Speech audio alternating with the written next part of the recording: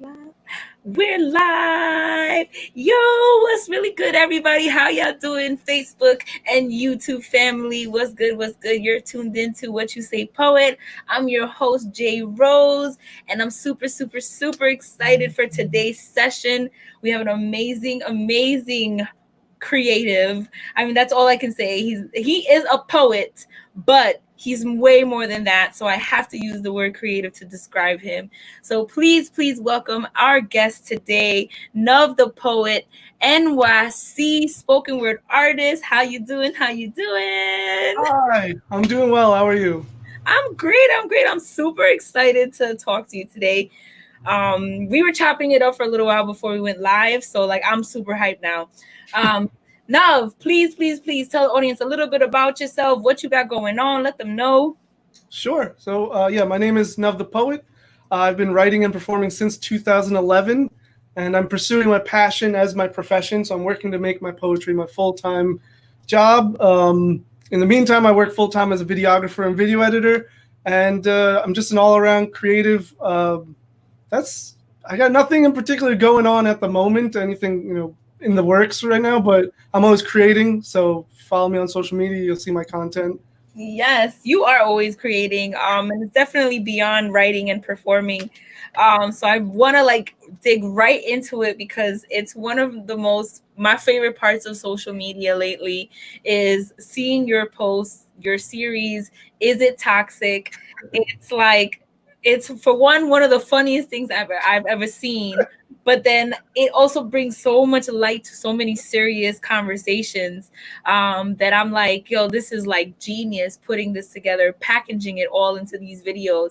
So please tell me about is it toxic? Like, where did you get the idea to do this? And how are you coming up with the themes for each video? Yeah, sure. So, Is It Toxic is a series I started. It's maybe like 3 months ago. It was pretty recent. It's a game show. It's a game show about addressing behaviors and societal views on gender. So it takes the premise of addressing these different issues that men, women, and non-binary people, all people of different genders face.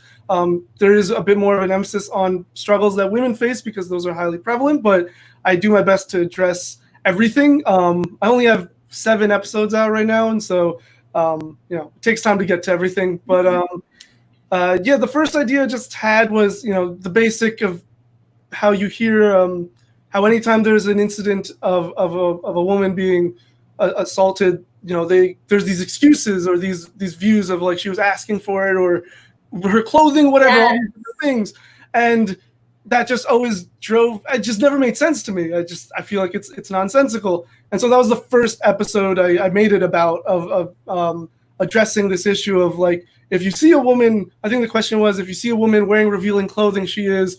And I give it to multiple choice. Yes. 3 of them are absurd, stupid things like asking for it, desperate for attention, or just expressing comfort in her body as one would. And so Yes. then typically I have or so far all the contestants get it wrong, and then through conversation with the contestant and the host, we explore the issue.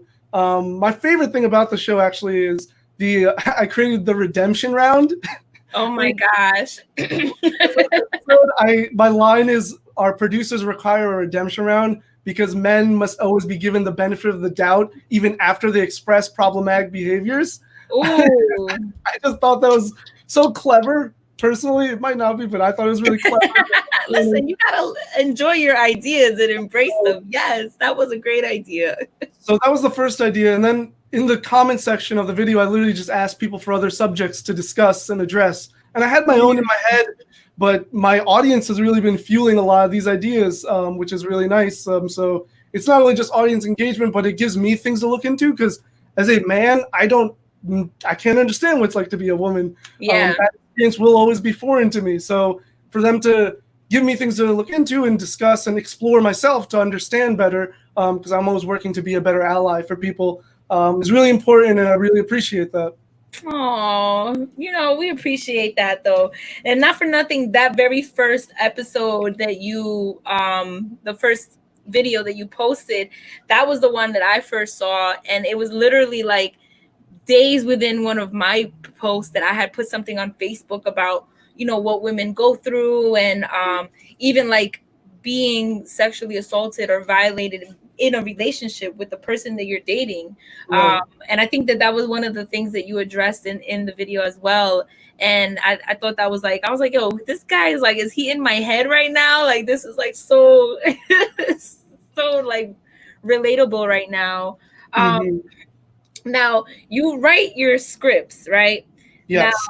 how are you able to get into like the mind frame of like the not so intelligent or not so So how do you get into that mind, that state of mind? I don't know if it's an advantage, but because I'm a man, I can kind of infiltrate these conversations where people are making these stupid comments. And Yes. then I don't bother like addressing them to the people because it's just they're not going to change their mind that way, especially online. But I Yeah. Oh literally yeah. will, in general, I spend a lot of time in comment sections. I know a lot of people think it's like really a poisonous place, which it can be, but It's a rabbit hole. kind of the excitement, I guess, or just the intrigue for me is like I get to explore people's thought process. And yes, sometimes Mhm. it is downright terrifying the way some people, whatever issue you want to discuss, and just how people think so callously about people.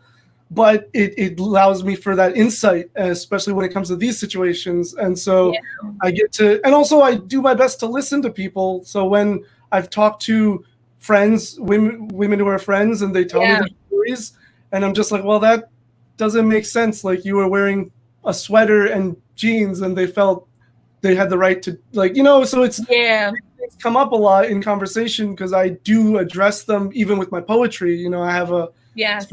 in particular, I have one poem called "She," which talks about, you know, the experiences women face, and so end up having conversations a lot because I'm always looking to learn more and understand more because it helps fuel my poetry and it helps me navigate the world in general. So that's Yeah. how the at least the perspective of the contestant comes about. The dialogue for the contestant comes about. Yo, your contestants be having me dying. I'm like, I know a guy like that. Like every single one you come up with, I'm like, oh my gosh, I know somebody like that. That's so crazy. So you know, speaking about like you, how you're so, you know, vocal, and I love the perspectives that you take on a lot of your pieces, you know, not just like this series that you have, but just I've seen you perform a few times. I've seen your poetry online as well. And you know, one thing I could say is you're a very powerful poet. And your perspectives are so raw and like in your face, and you, I feel like there's no filter when you're writing. I feel like you don't really, when you're writing, like, who do you have in mind? Are you writing with an audience in mind? Are you writing just to write? Like, how, what's your process when you're creating a piece like that's so powerful? So what's interesting about that is, well, first of all, even though I sound really unfiltered, it's all really filtered. Like it's focused, and I work on my poem because if I was really unfiltered, there'd be a lot more I could say, but I really Mm, concentrate my thought process into that 1 to 4 minutes, whatever the piece is. And yeah. so actually it goes through a lot of figuring out how I want to present the poem. So when I'm on stage, my performance itself is really raw, but the words are really crafted. They're really focused on and meticulously selected. Um, Mm, so it's something I really personally pride myself on, is that I'm really particular with how I present and speak using my poetry. Um, but the other part, which was, oh, what was it? What did you ask again? yeah. Like when you're writing, who do you have in mind? Oh, yes. A lot of the times I'm literally speaking to myself. So I Mm, write for and to myself, especially when I write about pieces about self-love and things like that. Even though I do speak, or I write in a third or second person form, so I'll say yeah. you or we, but realistically, it's almost like it's supposed to be a mirror. So when I speak, I'm supposed to intake it, like take it in myself, and make sure that I'm holding myself to these views and to these principles that I'm stating. So even when I'm talking about things like gender or race, I'm telling myself to be mindful of, that I'm not being prejudiced or discriminatory in any manner, and I was Mm. supporting others as best I can. So the audience is just there to really listen to me talk to myself. No, that's great. I mean, a lot of times writers feel like this pressure when they're writing because they constantly have like their audience in mind. And I think that that kind of keeps you from your full potential of really expressing yourself. Because when you're writing for others, it's just different. It's Yeah, like, you're not writing to make yourself happy or to release something from yourself. You're writing to like appease others, and that's not really always the right route to go. um right. And I've Now, sometimes actually, oh, sorry. no, go ahead. Sometimes what? Sometimes I've attempted to write a poem thinking like, oh, the audience will really like this, right? Like whether it's the subject or the Yeah, style or whatever. And I'm pretty sure I've ended up scrapping it because it just doesn't feel right to me. Because I'm like, I'm not talking for myself. I'm speaking for to, others. Yeah, yeah, to capture some attention or whatever it is. And it's just like when I talk, whatever I'm feeling, it comes out so much more authentic. yeah. No, I feel you. I like when I'm writing for myself. I feel like that's when I'm most comfortable in that space. Now you have now your Is It Toxic series. You have it on TikTok too, right? Yes. I tell me like about your TikTok life, because your TikTok life looks so lit. Like I'm like, yo, that's pretty dope. And I know you collabed with another TikToker as well. And I'm like, oh, he's doing some things on TikTok. Yeah. Well, so I started TikTok, I think almost a year ago now. Um, Wow. yeah, it was, I think honestly, I follow Gary Vee and he was like pounding it into people's heads with his videos. He's just like, you need to get on TikTok. You need to get on TikTok. And so I said, whatever, why not? It's another Yeah. platform. Just, at this point, might as well. So I literally started just posting my poetry and I'd get views here and there, whatever. But I didn't care. That was the other thing. I was just like, I just want to share my content. That was all I cared Yeah. about. So I was just creating content and posting it.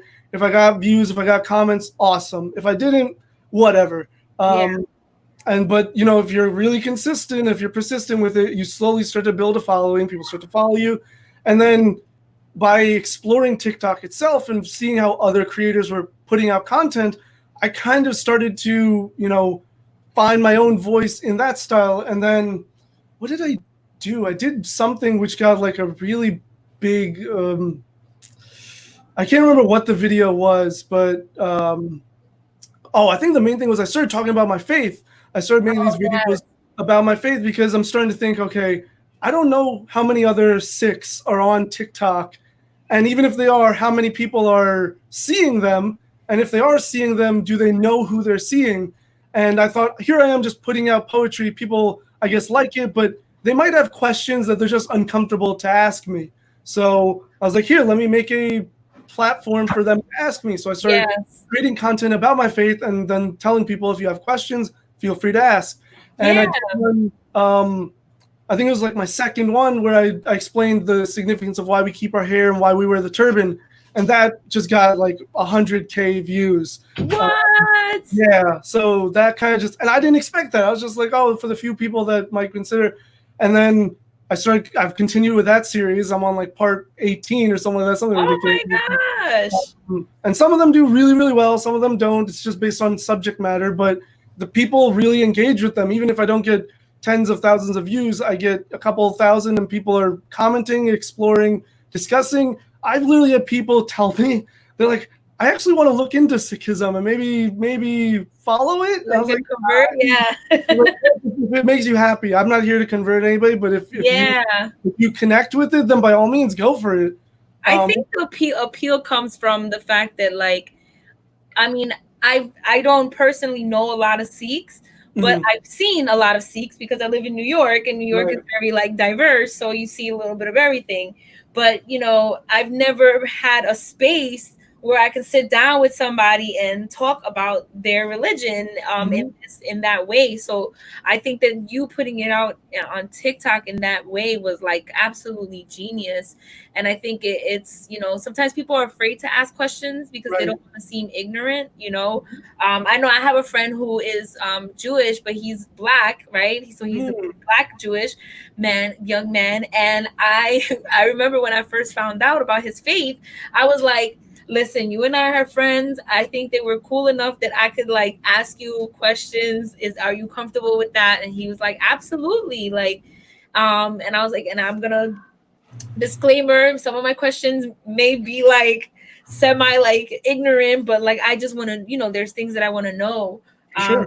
And you know, that having that space with that person really really helped. So people being able to, like, strangers being able to have that space without even having to like do the work, and it's just kind of Right.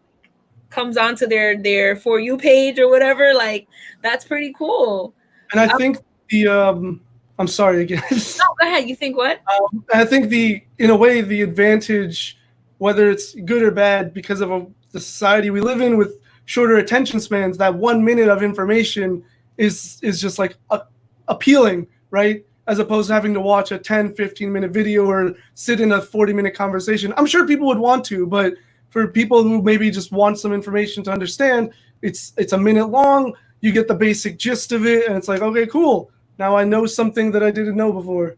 Now, let me ask you, the fact that you are a poet, right, and a writer and a spoken word artist, right, Right. is that something that's helped you be able to fit a lot of information in a short amount of time? Because I know me as a writer, like I'll write a piece and I'll be like, yeah, you know, this is my longest piece ever, and I'll read it and I'm like, damn, it's just 2 minutes, like all that. So, do you feel like that is something that has helped you kind of put all that information into 1 minute? Like, because it feels like it's a short amount of time, but you can fit a lot in there. And especially if you know how to talk fast. But, I think so because, like I said, with my poetry, similarly, it's really carefully crafted. So the statements are made like I script everything beforehand, and I make sure that in one sentence I'm fitting a lot of information actually. So it does help a lot because I've kind of had that training. Also, because I'm a video editor, I know how to edit in a way that'll. Sometimes I've combined two completely different sentences, and it still gets the point across. Where like Hmm. I cut them up to fit, the time limit.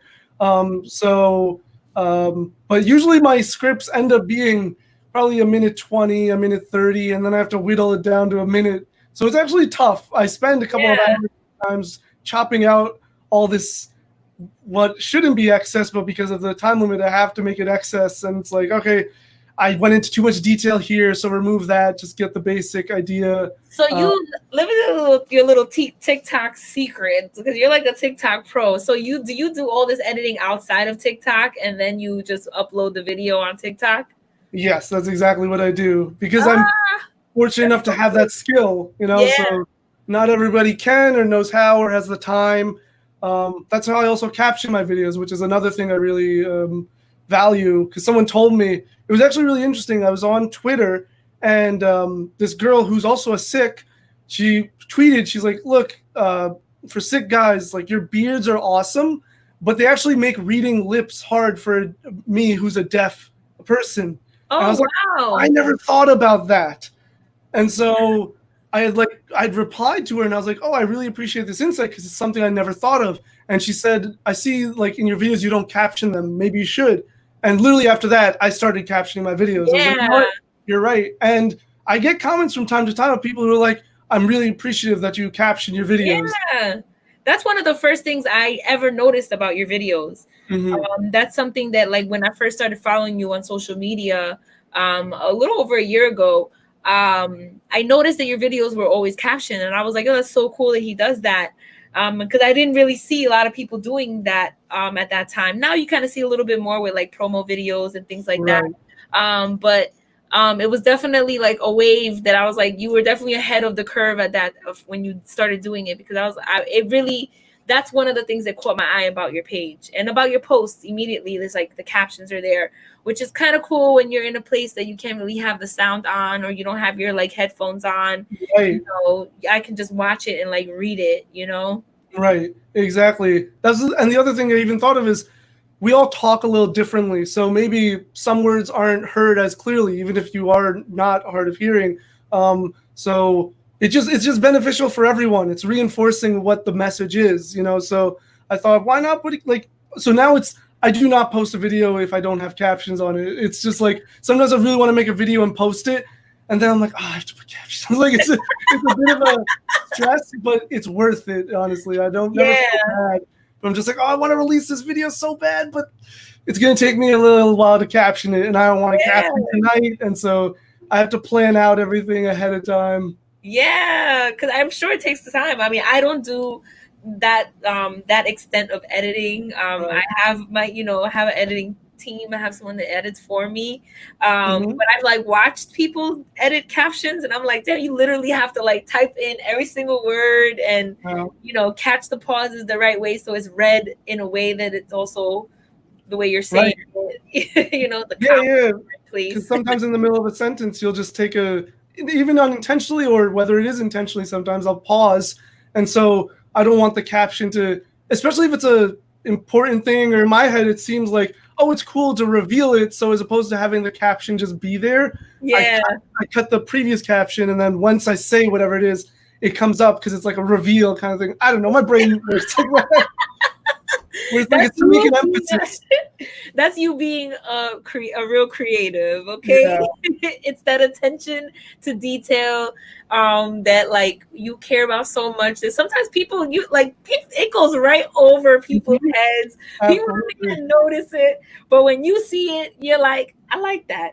Have you ever written a poem and you have a particular word you use, but then in the heat of the moment, you used a different word for some reason when you were performing it, and you're like, oh my God, why did I say that word? Like, that's exactly the same way. It's like, it's important that it's said and crafted that way. Yes. Oh my God. Like, no one knows. Like, instead of saying choice, you said decide, but you're like, no, choice was the word that was supposed to be used. And it's like, no one else gives a damn, but to you, it's the most important. Listen, I have a piece that I've done. Like, it's one of my staple pieces. I do it every time I go somewhere new. Like, it's one of, the first poems that I really started, like, circulating when I hit the scene. And I remember there's been a few times that I've performed it and I've skipped, like, a whole stanza. Right. And, like, because I know the piece so well, I just, like, go back to it. And then, like, and then I finish the piece. Nice. And if you didn't know the piece, if you've never seen me perform it, you would have been like, oh my gosh, that was great. That was great. But I know there was people in the audience that have seen me perform. Then they came back to me. They was like, did you do something different to this piece? I'm like, shh.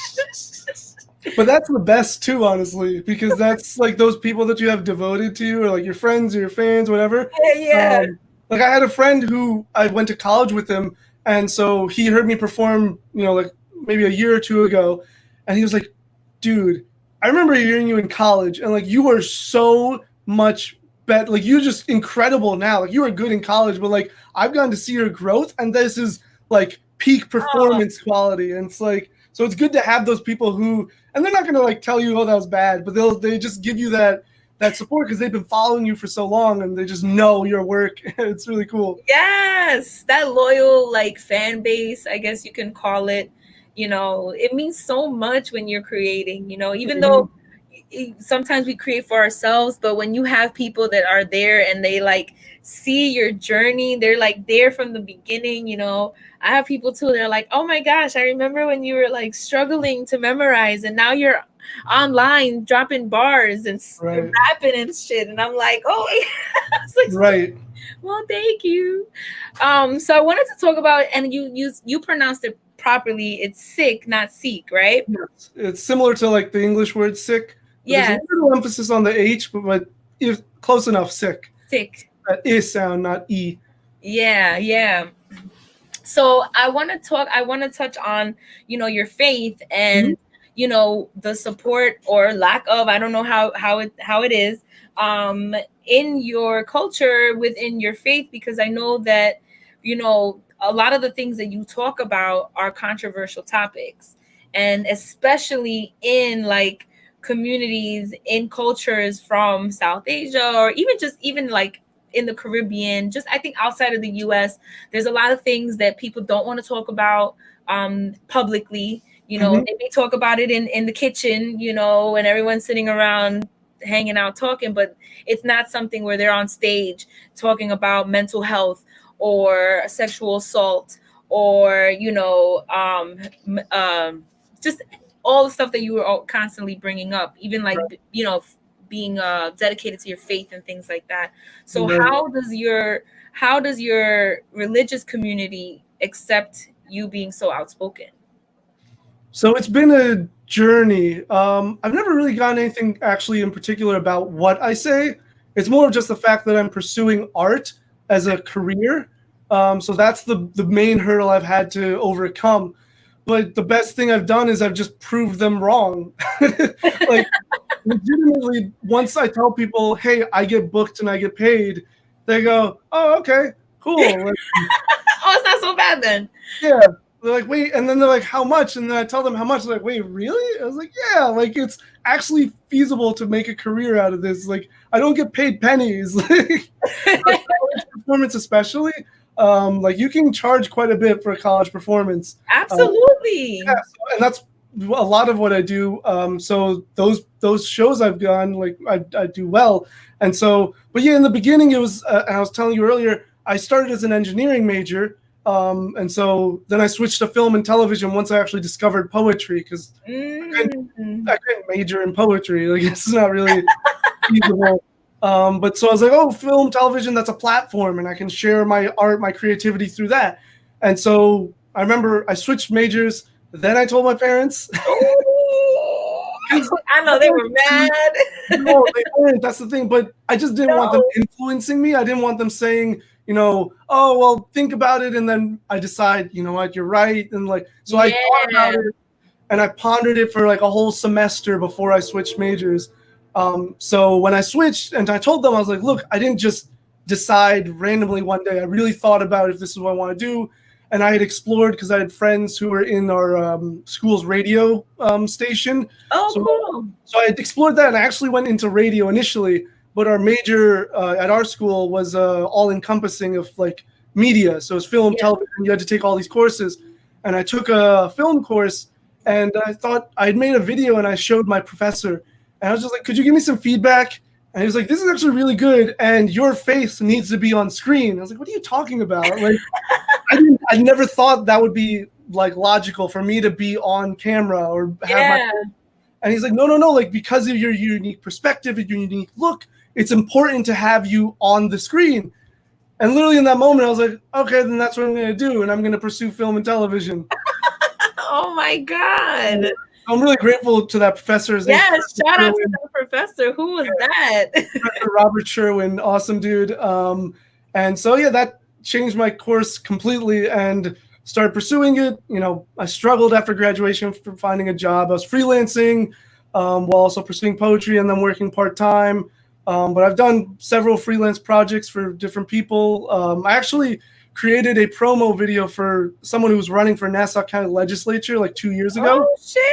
Yeah. Okay. So like I've done some stuff, but the more I've performed, the more I've started to get paid and everything like that. And the more I travel, the more people are like, "Oh, this is okay." They just kind of embrace it Yeah, slowly. they accept it. Because initially they're like, "Oh, you're doing that thing. That's cool, but like, what are you really doing?"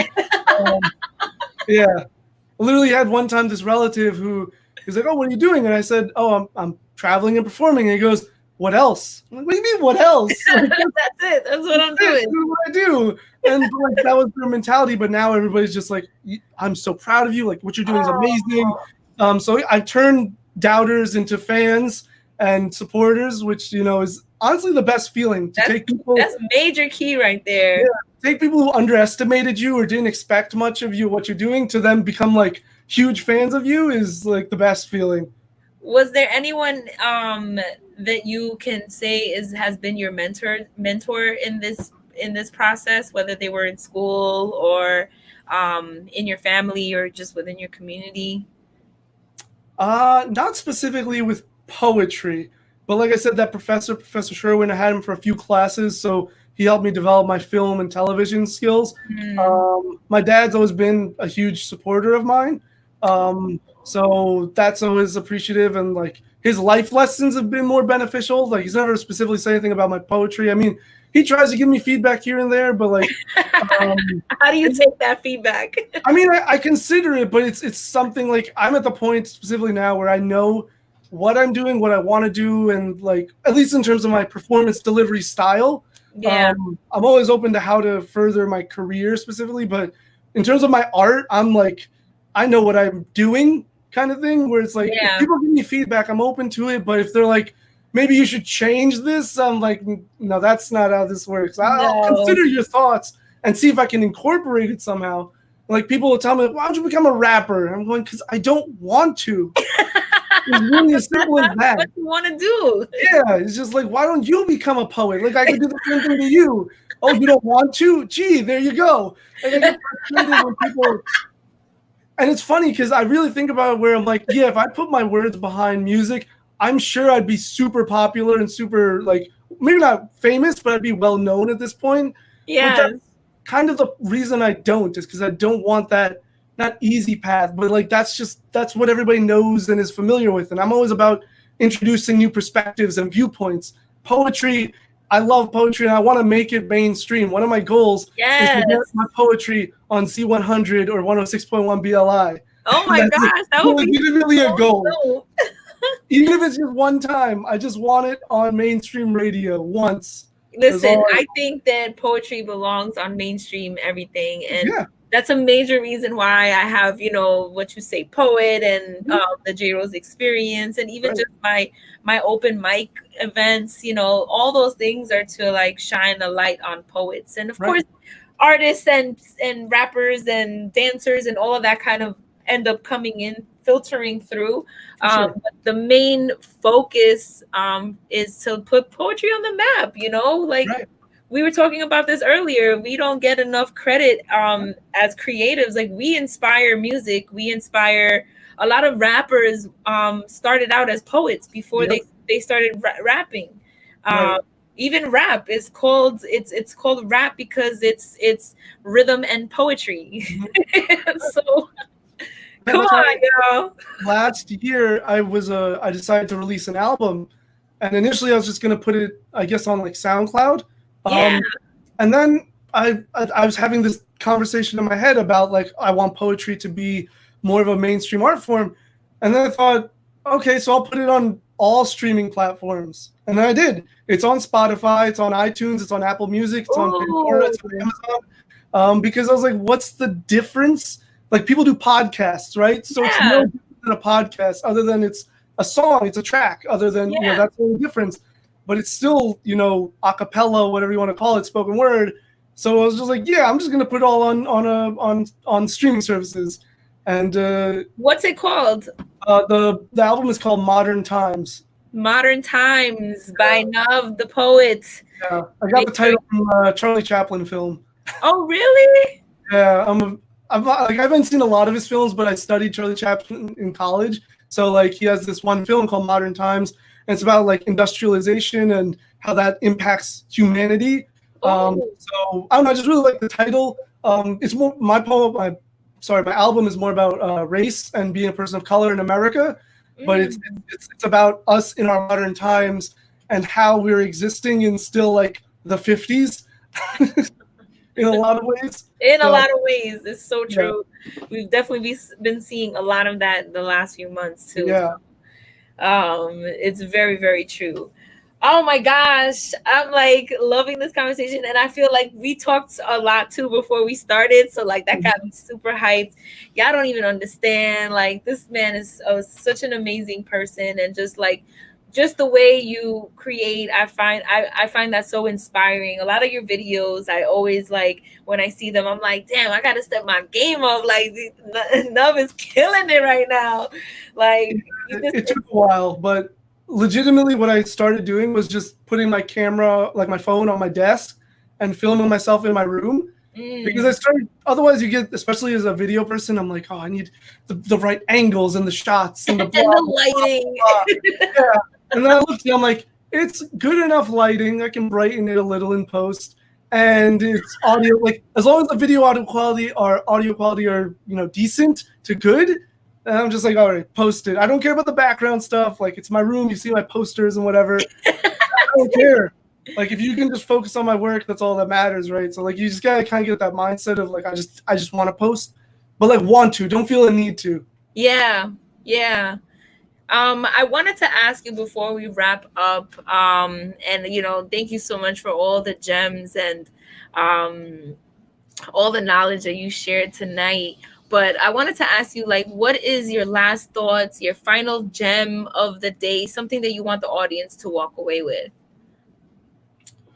So I guess it would be, I decided to become a poet and pursue poetry, and that was a decision that initially I considered all these factors of, what is my family gonna think? What are they gonna say? What is my community gonna react to it? How they're gonna, are they gonna accept it? And all these things. And at the end of the day, I came to the conclusion, and this applies to pretty much any major aspect of your life. I came to the conclusion that if that no one else is waking up and living my life. So why am I so concerned and letting it determine how I live my life? I have to wake up and be happy, and if I'm not happy, then it doesn't matter what anybody else thinks. Like, so that would be it: is wake up and live for yourself. That doesn't mean be selfish, just to be clear. But like in terms of your major life decisions, whether that's your career, who you end up with, if you end up with anybody at all, like what are those kinds of things. It's whatever fits and feels right for you, and not what other people think of it should be. Yeah, yeah. What a great gem, and it's so true. We live today in a time where a lot of people try to live their lives through other people's opinions and other people's expectations, and that's just a lot of pressure.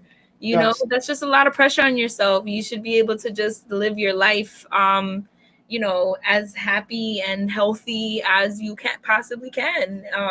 And it's up to you. It really is. Other people's expectations are the kryptonite to the soul. Oh, go ahead, poet. Okay. He's dropping bars on what you say, poet, too. You hear that? Well, no, thank you so much for tuning in today. Can you please, please, please tell the audience where to find you on wherever you want them to follow you? Sure. I'm on TikTok and Instagram. I'm on Twitter and Facebook as well, but I don't use the latter two platforms as much. But they're all at Nuv the Poet, NAV the Poet. And then I'm on YouTube at Nuv Nuv Nuv because it's all about me. I'm dead. SoundCloud streaming services Nuv the Poet as well. That's it. That was great. That was great. Oh my gosh. Yes, guys, please make sure you follow him. He's fabulous. His videos are amazing. His editing skills are dope, but the writing, the script is just like amazing. I appreciate the comment on the editing because that's like a big thing for me. So yes, acknowledging that is huge for me. It's like a big it's on point. Trust me, you're gonna want to hit him up to do some editing for you.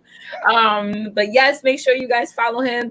Thanks so much, guys, for tuning in. Make sure that you guys follow and subscribe to the Rose Garden events where we have all these talk shows and amazing events for you guys. You can follow me as your host, My Crumble Thoughts. All the information is down there. It's been kind of scrolling the whole time, so if you missed it, it's there. You can catch the replay on YouTube, Facebook, the Rose Garden events, and we're going to put it posted on our IGTV soon. Thank you guys so much for tuning in. And like I always say, keep growing, y'all. Peace.